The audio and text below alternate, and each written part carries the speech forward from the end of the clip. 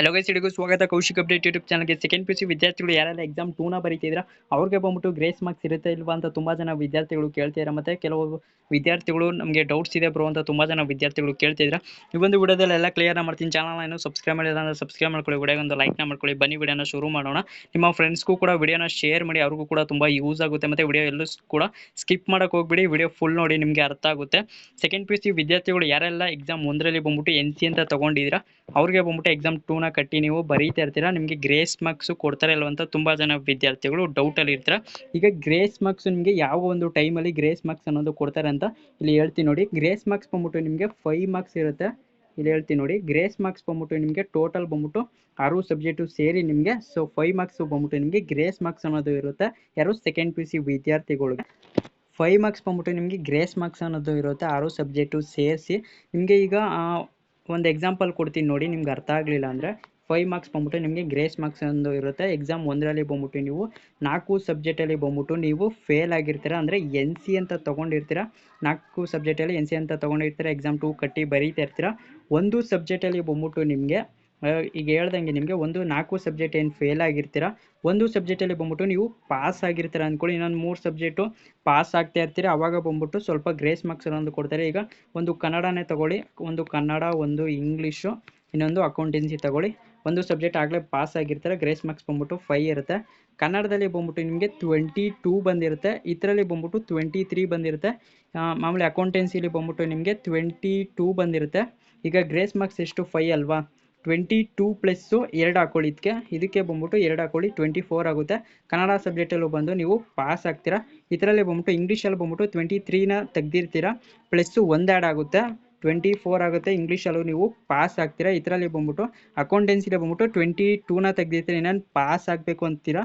ಆವಾಗ ಬಂದ್ಬಿಟ್ಟು ನಿಮಗೆ ಇನ್ನೊಂದು 2 ಮಾರ್ಕ್ಸು ಉಳ್ಕೊಂಡಿರುತ್ತೆ ಅಲ್ವಾ, ಆವಾಗ 2 ಗ್ರೇಸ್ ಮಾರ್ಕ್ಸ್ ಅನ್ನೋದು ಆ್ಯಡ್ನ ಮಾಡಿ ನಿಮಗೆ ಪಾಸ್ನ ಮಾಡ್ತಾರೆ. ಡೌಟು ಕ್ಲಿಯರ್ ಆಯಿತು ಅನ್ಕೋತೀನಿ. ಗ್ರೇಸ್ ಮಾರ್ಕ್ಸ್ ಬಗ್ಗೆ ನಿಮಗೆ ಕ್ಲಿಯರ್ ಆಯಿತು ಅನ್ಕೋತೀನಿ. ಆಗಲೇ ಹೇಳ್ದಂಗೆ ನಿಮಗೆ 5 ಮಾರ್ಕ್ಸ್ ಬಂದ್ಬಿಟ್ಟು ಗ್ರೇಸ್ ಮಾರ್ಕ್ಸ್ ಅನ್ನೋದು ಇರುತ್ತೆ. ಯಾವಾಗ ನೀವು ಫೇಲ್ ಆಗ್ತಿದ್ರಿ, ಅಕಸ್ಮಾತ್ 21, 22, 23, 24 ನಿಮಗೆ ಪಾಸಿಂಗ್ ಮಾರ್ಕ್ಸ್ ಆಗಿರುತ್ತೆ. 24 ತೆಗೆದ್ರೆ ನೀವು ಥಿಯರಿ ಎಕ್ಸಾಮಲ್ಲಿ ಪಾಸ್ ಆಗ್ತೀರಾ. ಮತ್ತು 21, 22, 23 ಹಿಂಗೆ ಬಂದರೆ ನಿಮಗೆ ಈ ಟೈಮಲ್ಲಿ ಬಂದ್ಬಿಟ್ಟು ನಿಮಗೆ 5 ಮಾರ್ಕ್ಸ್ ಅನ್ನೋದು ಗ್ರೇಸ್ ಮಾರ್ಕ್ಸ್ ಅನ್ನೋದು ಇರುತ್ತೆ. ಸೊ ನಿಮಗೆ ಗ್ರೇಸ್ ಮಾರ್ಕ್ಸ್ನ ಕೊಟ್ಬಿಟ್ಟು ನಿಮಗೆ 21 ತೆಗೆದಿದ್ರೆ ನಿಮಗೆ 24 ಅಂದರೆ ಇನ್ನೊಂದು 3 ಮಾರ್ಕ್ಸು, 22 ಆದರೆ 2 ಮಾರ್ಕ್ಸು, 23 ಆದರೆ 1 ಮಾರ್ಕ್ಸ್ ಕೊಟ್ಬಿಟ್ಟು ನಿಮ್ಮನ್ನ ಪಾಸ್ ಮಾಡ್ತಾರೆ. ಡೌಟು ಕ್ಲಿಯರ್ ಆಯಿತು ಅನ್ಕೋತೀನಿ ಗ್ರೇಸ್ ಮಾರ್ಕ್ಸ್ ಬಗ್ಗೆ. ಮತ್ತು ಕಮೆಂಟ್ ಸೆಕ್ಷನಲ್ಲಿ ಕೇಳ್ತಾ ಇರೋದೇನಪ್ಪ ಅಂದರೆ ವಿದ್ಯಾರ್ಥಿಗಳು, ನಾವು ಇಂಪ್ರೂವ್ಮೆಂಟ್ಗೆ ಎಕ್ಸಾಮ್ 1ರಲ್ಲಿ ನಮಗೆ ಕಮ್ಮಿ ಮಾರ್ಕ್ಸ್ ಬಂದಿದೆ, ಎಕ್ಸಾಮ್ 1ರಲ್ಲಿ ಎಕ್ಸಾಮ್ 2ನ ಕಟ್ಟಿ ಬರೀತಾ ಇದ್ದೀವಿ ಅಂತ ತುಂಬ ಜನ ವಿದ್ಯಾರ್ಥಿಗಳು ಇಂಪ್ರೂವ್ಮೆಂಟ್ಗೆ ಬರೀತಾ ಇರ್ತೀರ. ಅವ್ರಿಗೆ ಬಂದ್ಬಿಟ್ಟು ನಮಗೆ ಜಾಸ್ತಿ ಯಾವ ಮಾರ್ಕ್ಸ್ ಆ್ಯಡ್ ಆಗುತ್ತೆ ಅಂತ ತುಂಬ ಜನ ವಿದ್ಯಾರ್ಥಿಗಳು ಡೌಟಲ್ಲಿ ಇರ್ತೀರ. ನಾನು ಆಗಲೇ ವಿಡಿಯೋ ಮಾಡಿದೆ, ಆ ಒಂದು ವಿಡಿಯೋ ನೋಡಿಲ್ಲ ಅಂದರೆ ಡಿಸ್ಕ್ರಿಪ್ಷನಲ್ಲಿ ವಿಡಿಯೋ ಲಿಂಕ್ನ ಕೊಡಿರ್ತೀನಿ, ಸೊ ಹೋಗಿ ಚೆಕ್ ಮಾಡಿ. ಇಲ್ಲೇ ಕೂಡ ಹೇಳ್ತೀನಿ ನೋಡಿ, ಎಕ್ಸಾಮ್ 1ರಲ್ಲಿ ಬಂದ್ಬಿಟ್ಟು ನಿಮಗೆ ಕಮ್ಮಿ ಮಾರ್ಕ್ಸ್ ಬಂದಿದೆ ಅಂದರೆ ಎಕ್ಸಾಮ್ 1ರಲ್ಲಿ ಬಂದ್ಬಿಟ್ಟು ನಿಮಗೆ ಇಲ್ಲೇ ಹೇಳ್ತೀನಿ ನೋಡಿ, ಎಕ್ಸಾಮ್ 1ರಲ್ಲಿ ಬಂದ್ಬಿಟ್ಟು ನಿಮಗೆ 305 ಮಾರ್ಕ್ಸ್ ಬಂದಿರುತ್ತೆ ಅಂದ್ಕೊಳ್ಳಿ. ಈಗ ಎಕ್ಸಾಮ್ 2ನ ಬರೀತಾ ಇರ್ತೀರಾ, ಎಕ್ಸಾಮ್ 2 ಕಟ್ಟಿ ಬರೀತಾ ಇರ್ತೀರಾ ಇಂಪ್ರೂವ್ಮೆಂಟ್ಗೆ. ಇದರಲ್ಲಿ ಬಂದ್ಬಿಟ್ಟು ನಿಮಗೆ 307 ಬಂತು ಅಂದ್ಕೊಳ್ಳಿ, 307 ಜಾಸ್ತಿ ಯಾವ್ದು ಬಂದಿರುತ್ತೆ ನಿಮಗೆ. ಈಗ ಎಕ್ಸಾಮ್ 1ರಲ್ಲಿ 305 ಬಂದಿರುತ್ತೆ, ಎಕ್ಸಾಮ್ 2ಅಲ್ಲಿ ಬಂದ್ಬಿಟ್ಟು ನಿಮಗೆ 307 ಬಂದಿರುತ್ತೆ. ಈಗ ಯಾವುದನ್ನು ಆ್ಯಡ್ ಮಾಡ್ತಾರಪ್ಪ ಅಂದರೆ ಎಕ್ಸಾಮ್ 2ಅಲ್ಲಿ ನಿಮಗೆ ಜಾಸ್ತಿ ಬಂದಿದೆ ಅಲ್ವಾ, 307 ಬಂದಿದೆ, ಇದನ್ನು ಮಾರ್ಕ್ಸ್ ಕಾರ್ಡಲ್ಲಿ ನಿಮಗೆ ಆ್ಯಡ್ ಮಾಡ್ತಾರೆ. ಈಗ ನೀವು ಕೇಳ್ಬೋದು, ನಮಗೆ ಕಮ್ಮಿ ಬಂದ್ಬಿಡ್ತು ಬ್ರೋ ಈಗ ಹೆಂಗೆ ಅಂತ ನೀವು ಕೇಳ್ಬೋದು. ಈಗ ಅವ್ರಿಗೆ ಹೇಳ್ತೀನಿ ನೋಡಿ, ಎಕ್ಸಾಮ್ 1ರಲ್ಲಿ ಬಂದ್ಬಿಟ್ಟು ನಿಮಗೆ ಎಕ್ಸಾಮ್ 1ರಲ್ಲಿ ಬಂದ್ಬಿಟ್ಟು 300 ಬಂದಿರುತ್ತೆ ಅಂದ್ಕೊಳ್ಳಿ. ಈಗ ಎಕ್ಸಾಮ್ 2ನ ಕಟ್ಬಿಟ್ಟು ಬರೀತಾ ಇರ್ತೀರ, ಇದರಲ್ಲಿ ಬಂದ್ಬಿಟ್ಟು ನಿಮಗೆ 298 ಬಂದ್ಬಿಡ್ತು ಅಂದ್ಕೊಳ್ಳಿ. ಈಗ ಯಾವುದನ್ನ ಆ್ಯಡ್ ಮಾಡ್ತಾರೆ ಮಾರ್ಕ್ಸ್ ಕಾರ್ಡ್ಗೆ ಅಂತ ನೀವು ಕೇಳ್ಬೋದು. ನಿಮಗೆ ಇದು ಎಕ್ಸಾಮ್ 1ರಲ್ಲಿ ಬಂದ್ಬಿಟ್ಟು ನಿಮಗೆ 300 ಬಂದಿರುತ್ತೆ ಅಂದ್ಕೊಳ್ಳಿ, ಎಕ್ಸಾಮ್ 2ಅಲ್ಲಿ ಬಂದ್ಬಿಟ್ಟು 298 ಅಂದರೆ 2 ಮಾರ್ಕ್ಸ್ ಕಮ್ಮಿ ಆಗಿರುತ್ತೆ. ಈಗ ಯಾವುದು ನಮಗೆ ಮಾರ್ಕ್ಸ್ ಕಾರ್ಡಲ್ಲಿ ಆ್ಯಡ್ ಮಾಡ್ತಾರೆ ಅಂತ ನಿಮಗೆ ಯಾವುದು ಜಾಸ್ತಿ ಬಂದಿರುತ್ತೆ. ಈಗ ಎಕ್ಸಾಮ್ 1ರಲ್ಲಿ ಬಂದ್ಬಿಟ್ಟು ನಿಮಗೆ 300 ಬಂದಿದೆ, ಎಕ್ಸಾಮ್ 2ಅಲ್ಲಿ ಬಂದ್ಬಿಟ್ಟು 298 ಬಂದಿದೆ. ನಿಮಗೆ ಸಿಂಪಲಾಗಿ ಹೇಳ್ಬೇಕಂದ್ರೆ ನಿಮಗೆ ಯಾವುದೋ ಒಂದು ಜಾಸ್ತಿ ಬಂದಿರುತ್ತೆ ಮಾರ್ಕ್ಸು, ಅಂದರೆ 300 ನಿಮಗೆ ಮಾರ್ಕ್ಸ್ ಕಾರ್ಡಲ್ಲಿ ಆ್ಯಡ್ ಮಾಡ್ತಾರೆ. ಜಾಸ್ತಿ ಯಾವ್ದು ಬಂದಿರುತ್ತೆ ಕಂಪೇರ್ ಮಾಡಿ ನಿಮಗೆ ಮಾರ್ಕ್ಸ್ ಕಾರ್ಡಲ್ಲಿ ಆ್ಯಡ್ ಮಾಡ್ತಾರೆ. ಡೌಟು ಕ್ಲಿಯರ್ ಆಯಿತು ಅಂದ್ಕೋತೀನಿ. ಮತ್ತು ಇನ್ನೊಂದು ಇಂಪಾರ್ಟೆಂಟ್ ಏನಪ್ಪ ಅಂದರೆ ಎಕ್ಸಾಮ್ ಒಂದರಲ್ಲಿ ಯಾರೆಲ್ಲ ಫೇಲ್ ಆಗಿದ್ರೆ ಎನ್ ಸಿ ಅಂತ ತೊಗೊಂಡಿದ್ರೆ ರಿವ್ಯಾಲ್ಯೂಯೇಷನ್ಗೆ ಅಪ್ಲೈನ ಮಾಡಿದರೆ ರಿವ್ಯಾಲ್ಯೂಯೇಷನ್ ರಿಸಲ್ಟ್ ಬಂದ್ಬಿಟ್ಟು ಮೊನ್ನೆ ಏನೋ ಅನೌನ್ಸ್ ಆಗಿದೆ, ನೆನ್ನೆನೋ ಅನೌನ್ಸ್ ಆಗಿದೆ. ನೀವು ಇನ್ನೂ ರಿವ್ಯಾಲ್ಯೂಯೇಷನ್ ರಿಸಲ್ಟ್ನ ಚೆಕ್ ಮಾಡಿಲ್ಲ ಅಂದರೆ ಡಿಸ್ಕ್ರಿಪ್ಷನಲ್ಲಿ ಆ ಒಂದು ವಿಡಿಯೋ ಲಿಂಕ್ನು ಕೂಡ ಕೊಟ್ಟಿರ್ತೀನಿ, ಮತ್ತು ಡೈರೆಕ್ಟ್ ಲಿಂಕ್ನು ಕೊಟ್ಟಿರ್ತೀನಿ. ನಿಮ್ಮ ಒಂದು ರಿಜಿಸ್ಟ್ರೇಷನ್ ನಂಬರ್, ನಿಮ್ಮ ಒಂದು ಆಲ್ ಟಿಕೆಟ್ ಏನಿದೆ ಅದು ರಿಜಿಸ್ಟ್ರೇಷನ್ ನಂಬರ್ ಹಾಕ್ಕೊಂಡು, ಮತ್ತು ನಿಮ್ಮ ಒಂದು ಕಾಂಬಿನೇಷನ್ ಇದೆ, ಆರ್ಟ್ಸ್ ಆಗಿರೋರು ಆರ್ಟ್ಸು, ಕಾಮರ್ಸ್ ಆಗಿರೋರು ಕಾಮರ್ಸು, ಸೈನ್ಸ್ ಆಗಿರೋರು ಸೈನ್ಸು, ಸಬ್ಜೆಕ್ಟ್ ವೈಸ್ ಸೆಲೆಕ್ಟ್ನ ಮಾಡಿಕೊಂಡು ನೀವು ವ್ಯೂನ ಕ್ಲಿಕ್ ಮಾಡಿದ್ರೆ ನಿಮ್ಮ ಒಂದು ರಿವ್ಯಾಲ್ಯೂಯೇಷನ್ ರಿಸಲ್ಟ್ ಅನ್ನೋದು ಶೋ ಆಗುತ್ತೆ. ಮತ್ತು ಎಕ್ಸಾಮ್ 2 ಪಾಸಿಂಗ್ ಮಾರ್ಕ್ಸ್ ರೂಲ್ಸ್ ಹೇಗಿರುತ್ತೆ ಅಂತ ನಾನು ಆಗಲೇ ವಿಡಿಯೋ ಮಾಡಿದ್ದೀನಿ. ಆ ಒಂದು ವಿಡಿಯೋ ಲಿಂಕ್ನು ಕೂಡ ಡಿಸ್ಕ್ರಿಪ್ಷನಲ್ಲಿ ಮತ್ತು ಚಾನಲ್ ಫಸ್ಟ್ ವಿಡಿಯೋನೇ ಇರುತ್ತೆ, ಹೋಗಿ ಚೆಕ್ ಮಾಡಿ. ಮತ್ತು ಕೆಲವು ವಿದ್ಯಾರ್ಥಿಗಳು ಕೇಳ್ತಾ ಇರೋದೇನಪ್ಪ ಅಂದರೆ ಎಕ್ಸಾಮ್ 2ಗೆ ನಾವು ಬರೀತಿದ್ದೀವಿ, ಎಕ್ಸಾಮ್ 2ನ ಬರೀತಿದ್ದೀವಿ, ನಾವು ಮಾಡಲ್ ಕ್ವಶನ್ ಪೇಪರಿಂದ ನಮಗೆ ಕ್ವಶನ್ ಬರುತ್ತಾ ಅಂತ ತುಂಬ ಜನ ವಿದ್ಯಾರ್ಥಿಗಳು ಕೇಳ್ತಿರೋ. ಹೌದು, ಮಾಡಲ್ ಕ್ವಶನ್ ಪೇಪರಿಂದ ನಿಮಗೆ ಏನು ಕ್ವಶನ್ 1 ಇತ್ತು ಅದು ಕೂಡ ನಿಮಗೆ ಆ್ಯಡ್ ಆಗುತ್ತೆ. ಮಾಡಲ್ ಕ್ವಶನ್ ಪೇಪರ್ 1 ಇದೆ, ನಿಮಗೆ 2 ಇದೆ, 3 ಇದೆ. ಅದರಲ್ಲೂ ಕೂಡ ನಿಮಗೆ ಮಾಮೂಲಿ ಆ್ಯನ್ಯುವಲ್ ಎಕ್ಸಾಮ್ಗೆ ಎಕ್ಸಾಮ್ 2 ಏನು ಬರೀತಾ ಇದ್ರೆ ನಿಮಗೆ ಕ್ವಶನ್ ರೈಸ್ ಆಗ್ಬೋದು, ಅದನ್ನು ಕೂಡ ಸಾಲ್ವ್ ಮಾಡ್ಕೊಳ್ಳಿ. ಮಾಡಲ್ ಕ್ವಶನ್ ಪೇಪರ್ ಆಗಿರ್ಬೋದು, ಮತ್ತು ಕ್ವಶನ್ ಬ್ಯಾಂಕ್ ಆಗಿರ್ಬೋದು, ಮತ್ತು ಬ್ಲೂ ಪ್ರಿಂಟ್ಸು, ಇದರಲ್ಲಿ ಎಲ್ಲ ಕೂಡ ನಿಮಗೆ ಕ್ವಶನ್ ಅನ್ನೋದು ರೈಸ್ ಆಗುತ್ತೆ. ಮತ್ತು ಎಕ್ಸಾಮ್ 1ರಲ್ಲಿ ನೀವು ಈಗ ಹೇಳ್ತೀನಿ ನೋಡಿ, ಎಕ್ಸಾಮ್ 1ರಲ್ಲಿ ಏನು ಕ್ವಶನ್ ಪೇಪರ್ ಬಂದಿತ್ತು ಅದನ್ನು ಕೂಡ ಸಾಲ್ವ್ ಮಾಡ್ಕೊಳ್ಳಿ, ಅದರಲ್ಲೂ ಕೂಡ ನಿಮಗೆ ಕ್ವಶನ್ ರೈಸ್ ಆಗುತ್ತೆ. ಈಗ ತುಂಬ ಜನ ವಿದ್ಯಾರ್ಥಿಗಳು ಕೇಳ್ತಾ ಇರೋದು ಏನಪ್ಪ ಅಂದರೆ ನಮ್ಮ ಒಂದು ಮಾಡಲ್ ಕ್ವಶನ್ ಪೇಪರ್ ಮತ್ತು ಬ್ಲೂ ಪ್ರಿಂಟ್ಸ್ನ ಹೇಗೆ ಡೌನ್ಲೋಡ್ ಮಾಡೋದು ಅಂತ ತುಂಬ ಜನ ವಿದ್ಯಾರ್ಥಿಗಳು ಡೌಟಲ್ಲಿ ಇರ್ತಾರೆ. ಈ ಒಂದು ವಿಡಿಯೋದಲ್ಲೇ ನಿಮಗೆ ಹೇಗೆ ಮಾಡಲ್ ಕ್ವಶನ್ ಪೇಪರ್ ಆಗಿರ್ಬೋದು, ಮತ್ತು ಏನು ಬ್ಲೂ ಪ್ರಿಂಟ್ಸ್ ಆಗಿರ್ಬೋದು ಹೇಗೆ ಡೌನ್ಲೋಡ್ ಮಾಡೋದು ಅಂತ ಇಲ್ಲಿ ತೋರಿಸ್ತೀನಿ ನೋಡಿ. ಫಸ್ಟು ಬಂದ್ಬಿಟ್ಟು ನಿಮ್ಮ ಒಂದು ಕ್ರೋಮ್ ಬ್ರೌಸರ್ನ ಅಥವಾ ಗೂಗಲ್ನ ಓಪನ್ ಮಾಡ್ಕೊಳ್ಳಿ. ಓಪನ್ ಮಾಡ್ಕೊಂಡು ಇಲ್ಲಿ ಸರ್ಚ್ ಬಾರ್ ಇದೆಯಲ್ಲ ಇದ್ರ ಮೇಲೆ ಕ್ಲಿಕ್ನ ಮಾಡ್ಕೊಳ್ಳಿ. ಕ್ಲಿಕ್ ಮಾಡಿದಾದ್ಮೇಲೆ ನಿಮ್ಗೆ ಈ ರೀತಿ ಒಂದು ಇಂಟರ್ಫೇಸ್ ಅನ್ನೋದು ಓಪನ್ ಆಗುತ್ತೆ. karnataka.nic ಇಲ್ಲೇ ಇದೆಯಲ್ಲ, ಸೊ ಸಿಂಪಲಾಗಿ ಇದ್ರ ಮೇಲೆ ಕ್ಲಿಕ್ನ ಮಾಡ್ಕೊಳ್ಳಿ. ನಿಮಗೆ ಗೊತ್ತಾಗಲಿಲ್ಲ ಅಂದರೆ ಡಿಸ್ಕ್ರಿಪ್ಷನಲ್ಲಿ ಲಿಂಕ್ನ ಕೊಟ್ಟಿರ್ತೀನಿ, ಸೊ ಹೋಗಿ ಕ್ಲಿಕ್ ಮಾಡಿದಾದ್ಮೇಲೆ ನಿಮಗೆ ಈ ರೀತಿ ಒಂದು ಇಂಟರ್ಫೇಸ್ ಅನ್ನೋದು ಓಪನ್ ಆಗುತ್ತೆ. ಓಪನ್ ಆದಮೇಲೆ ನಿಮಗೆ ಇಲ್ಲಿ 3 ಡಾಟ್ ಇದೆಯಲ್ಲ, ಇಲ್ಲೇ ತೋರಿಸ್ತೀನಿ ನೋಡಿ. 3 ಡಾಟ್ ಮೇಲೆ ಸಿಂಪಲಾಗಿ ಕ್ಲಿಕ್ನ ಮಾಡ್ಕೊಳ್ಳಿ. ಇಲ್ಲಿ PUC ಕಾರ್ನರ್ ಅಂತ ಇದೆಯಲ್ಲ, ನಿಮ್ಗೆ ಗೊತ್ತಾಗಲಿಲ್ಲ ಅಂದರೆ ಇಲ್ಲೇ ತೋರಿಸ್ತೀನಿ, ತಲೆ ಕೆಡಿಸ್ಕೊಳಕ್ಕೆ ಹೋಗ್ಬಿಡಿ. PUC ಕಾರ್ನರ್ ಅಂತಿದೆ, ಇದ್ರ ಮೇಲೆ ಕ್ಲಿಕ್ನ ಮಾಡ್ಕೊಳ್ಳಿ. ಸಿಂಪಲಾಗಿ ಕ್ಲಿಕ್ನ ಮಾಡಿದಾದ್ಮೇಲೆ ನಿಮಗೆ ಈ ರೀತಿ ಒಂದು ಇಂಟರ್ಫೇಸ್ ಅನ್ನೋದು ಓಪನ್ ಆಗುತ್ತೆ. ಸೊ ವೆಬ್ಸೈಟ್ ಲಿಂಕ್ ನಾನು ಡೈರೆಕ್ಟು ನಿಮಗೆ ಗೊತ್ತಾಗಲಿಲ್ಲ ಅಂದರೆ ಸೊ ಡಿಸ್ಕ್ರಿಪ್ಷನ್ ಕೊಟ್ಟಿದ್ದೀನಿ, ಸೊ ಈ ಚೆಕ್ ಮಾಡಿ. ಕ್ಲಿಕ್ ಮಾಡಿದಾದ್ಮೇಲೆ ನಿಮಗೆ ಈ ರೀತಿ ಒಂದು ಇಂಟರ್ಫೇಸ್ ಅನ್ನೋದು ಓಪನ್ ಆಗುತ್ತೆ. ಓಪನ್ ಆದಮೇಲೆ ಸ್ವಲ್ಪ ಸ್ಕ್ರೋಲ್ ಮಾಡಿ, ಇಲ್ಲೇ ಸ್ವಲ್ಪ ಸ್ಕ್ರೋಲ್ ಮಾಡಿ. ನಾನು ಆಗಲೇ ಹೇಳ್ದಂಗೆ ನಿಮಗೆ ರಿವ್ಯಾಲ್ಯೂಯೇಷನ್ ರಿಸಲ್ಟ್ ಅನ್ನೋದು ಅನೌನ್ಸ್ ಆಗಿದೆ, ಇಲ್ಲೇ ಇರುತ್ತೆ. ಪರೀಕ್ಷೆ 1 ರಿವ್ಯಾಲ್ಯೂಯೇಷನ್ ಮತ್ತು ರೀಟೋಟಲಿಂಗ್ ಹಾಕಿರ್ತೀರಲ್ವ, ಸಿಂಪಲಾಗಿ ಕ್ಲಿಕ್ನ ಮಾಡ್ಕೊಂಡು ನಿಮ್ಮ ಒಂದು ರಿಜಿಸ್ಟ್ರೇಷನ್ ನಂಬರು ಮತ್ತು ಸಬ್ಜೆಕ್ಟ್ ಕಾಂಬಿನೇಷನ್ ಸೆಲೆಕ್ಟ್ ಮಾಡಿಕೊಂಡು ನಿಮ್ಮ ಒಂದು ರಿವ್ಯಾಲ್ಯೂಯೇಷನ್ ಅಥವಾ ರೀಟೋಟಲಿಂಗ್ ರಿಸಲ್ಟ್ನ ನೋಡ್ಕೊಳ್ಬೋದು. ಇದೆಲ್ಲ ಆದಮೇಲೆ ಇಲ್ಲಿ ಸ್ವಲ್ಪ ಸ್ಕ್ರೋಲ್ ಮಾಡಿ, ಹಂಗೆ ಸ್ವಲ್ಪ ಸ್ಕ್ರೋಲ್ ಮಾಡಿ, ನಾನು ತೋರಿಸ್ಕೊಡ್ತೀನಿ, ತಲೆ ಕೆಡಿಸ್ಕೊಕ್ಕೆ ಹೋಗ್ಬಿಡಿ. ಸ್ವಲ್ಪ ಸ್ಕ್ರೋಲ್ ಮಾಡಿ. ಎಕ್ಸಾಮ್ 2 ರಿವಿಸಿಟ್ ಇವೆಲ್ಲ ಟೈಮ್ ಟೇಬಲ್ ಇರುತ್ತೆ, ಸೊ ನೋಡ್ಕೊಳ್ಳಿ. ಫೋಟೋ ಕಾಪಿ ಇವೆಲ್ಲ ಇಲ್ಲೇ ಇರುತ್ತೆ.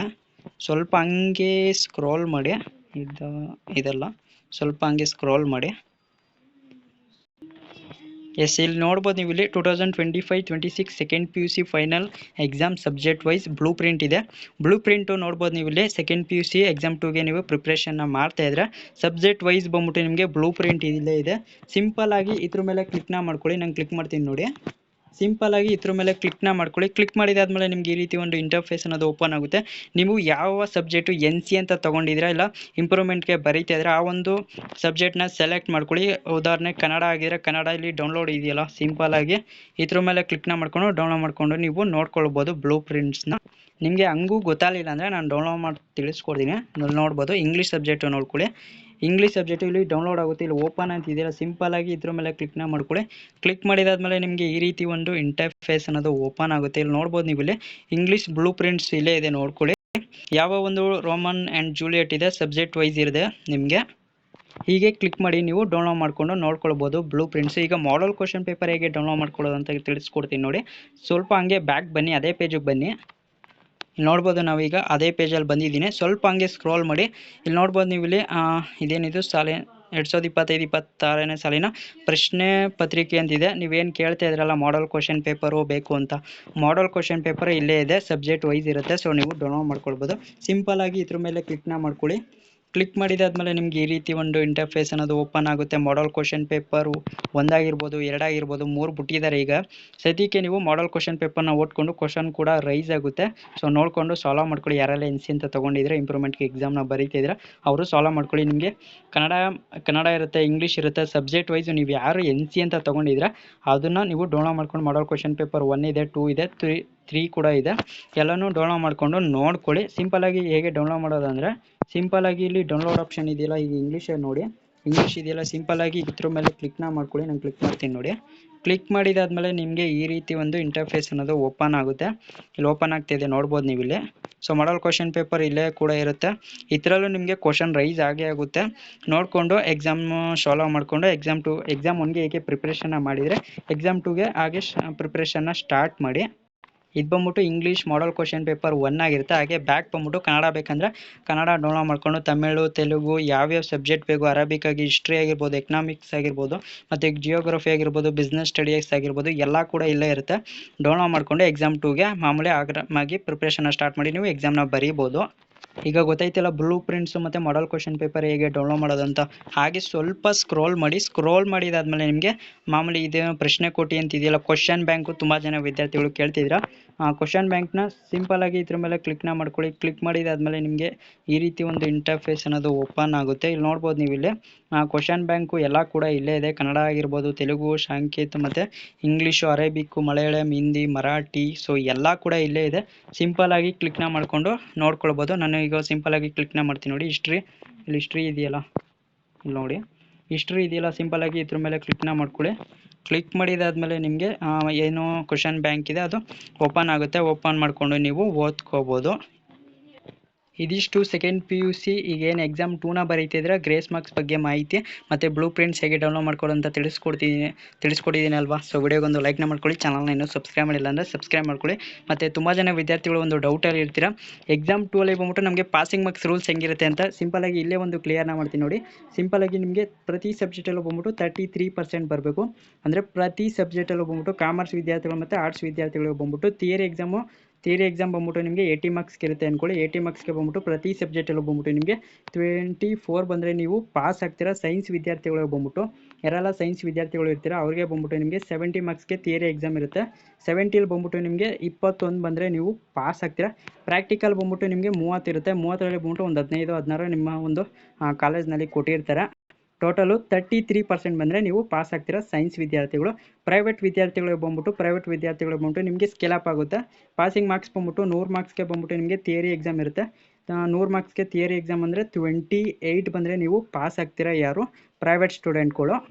ನಿಮಗೆ ಬಂದ್ಬಿಟ್ಟು ಸ್ಕೇಲ್ ಅಪ್ ಆಗುತ್ತೆ. ಸ್ಕೇಲ್ ಅಪ್ ಅಂದರೆ ಈಗ ನೀವು 28ನ ತೆಗ್ದಿರ್ತೀರ ಅಂದ್ಕೊಂಡ್ರೆ 100 ಎಕ್ಸಾಮ್ಗೆ ಥಿಯರಿ ಎಕ್ಸಾಮ್ ಇರುತ್ತೆ, 28ನ ತೆಗ್ದಿರ್ತೀರ ಅಂದರೆ ನೀವು ಪಾಸ್ ಆಗಿರ್ತೀರ. ಎಕ್ಸ್ಟ್ರಾ ಮಾರ್ಕ್ಸ್ ಕೊಟ್ಬಿಟ್ಟು ನಿಮ್ಮನ್ನ ಪಾಸ್ ಮಾಡ್ತಾರೆ, ನಿಮಗೆ ಸ್ಕೇಲ್ ಅಪ್ ಆಗುತ್ತೆ.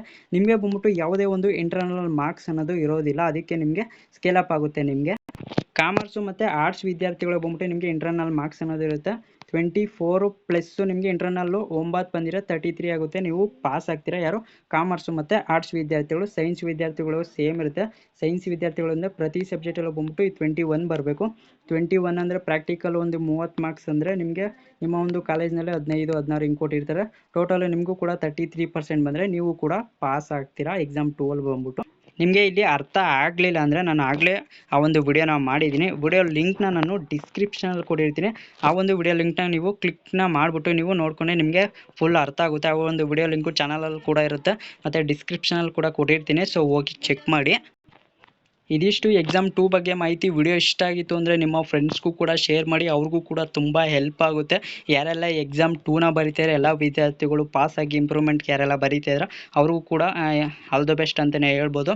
ಸೊ ಏನಾರ ಡೌಟ್ ಇತ್ತು ಅಂದರೆ ಆಗಲೇ ಹೇಳ್ದಂಗೆ ಕಮೆಂಟ್ ಸೆಕ್ಷನ್ ತಿಳಿಸಿ ರಿಪ್ಲೈನ ಮಾಡಿಕೊಡ್ತೀನಿ. ಸಿಗೋಣ ಮತ್ತೊಂದು ವಿಡಿಯೋದಲ್ಲಿ. ಅಲ್ಲಿವರೆಗೂ ನೋಡ್ತಾರೆ Kaushik update YouTube channel. So thank you for watching.